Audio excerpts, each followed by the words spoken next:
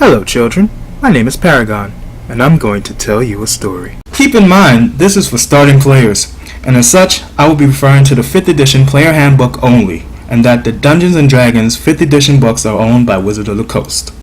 And all images belong to their respective makers. Now weapons are fairly straightforward.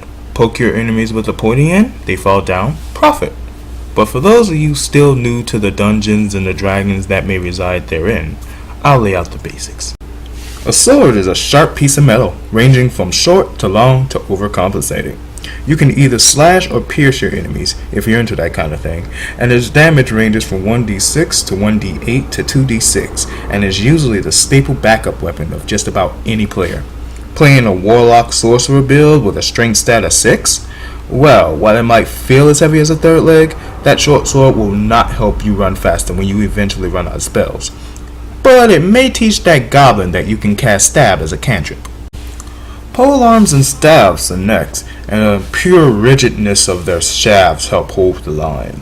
Some can be thrown like spears, and some are barely more than long, hard rods of piercing damage. Usually anywhere between 1d6 and 1d12 damage, they're so long that they require 2 hands on their solid shafts to use them to their maximum efficiency. Flails and maces fall neatly into the whack 'em in the face with your heavy metal implement of death category, and you either do 1d6 or 1d8 damage. Not much more to say except they're usually the mainstay of the paladin and cleric, cause nothing says healing and righteousness like concussions.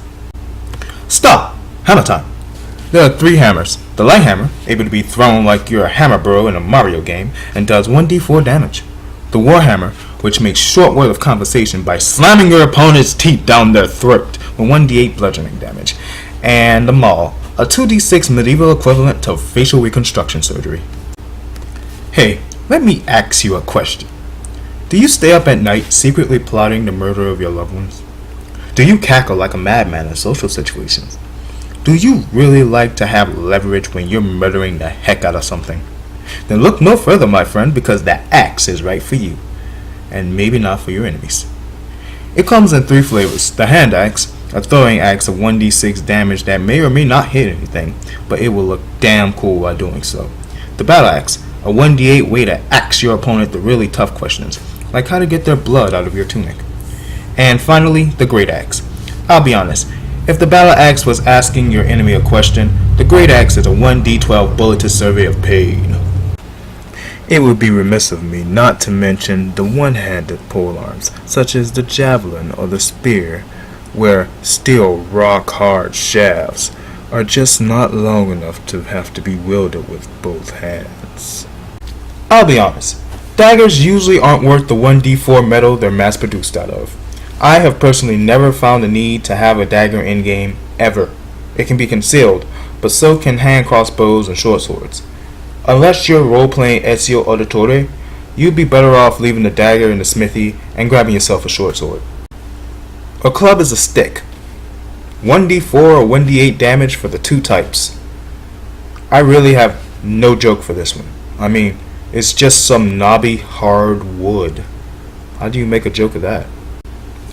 Unless you're a monk, your fist is the worst weapon in the game, dealing a single point of damage, which really breaks immersion when my halfling fighter punches someone 3 times in 6 seconds and deals 3 damage, but then lifts a great axe twice his size and hits someone so hard that even the people who look like them bleed a little. The whip is a 1d4 kink joke, and that's it. That's literally the only reason to use one. Okay, moving on.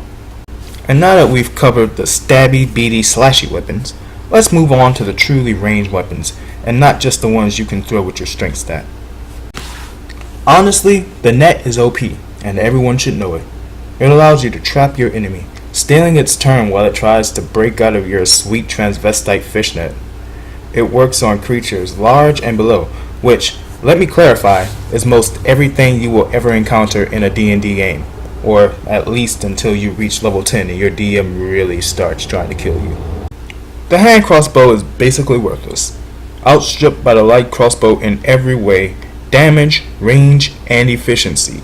The only upside it has is that it's one-handed, while the heavy crossbow is as big as they get without being a ballista. They do 1d6 to 1d8 to 1d10 damage respectively. A blow dart gun is for darts. The thing itself deals a single point of damage, while the darts deal 1d4. I'll be honest, only druids and rogues use these things, and only the poison people, which, while hilarious, is very limited. The short bow and the long bow are the cheese and macaroni of the D&D ranged weapons. They deal 1d6 and 1d8 respectively, and are just a really effective way to ruin someone's day from a couple of football fields away. Finally, my favorite weapon in the game, hands down, the sling. Now, I know what you're saying, the sling can't be that powerful, and it isn't. The sling does 1d4 damage, and it's usually just a strip of cloth and a rock, and that's the beauty of it, I think. My DM loves taking away our weapons, so we either have to find out ways to rearm, or just straight up get new weapons entirely. But a sling is so easy to make, I'm never without a weapon as long as I've got like a pair of pants on.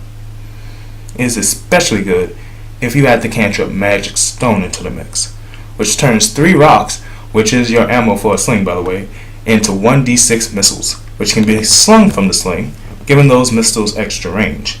I highly recommend it. That, and it reminds me of the story of David and Goliath, which is always a plus. And that's all of them. Well, most of them. I wasn't going to go through naming all those poems. That's way too many shouts for me to handle. Anyway, if you liked this video, leave a like. If you didn't, well, there's no accounting for good taste. My name is Paragon, and this has been a story with a beginning, a middle, and an end. See you next time.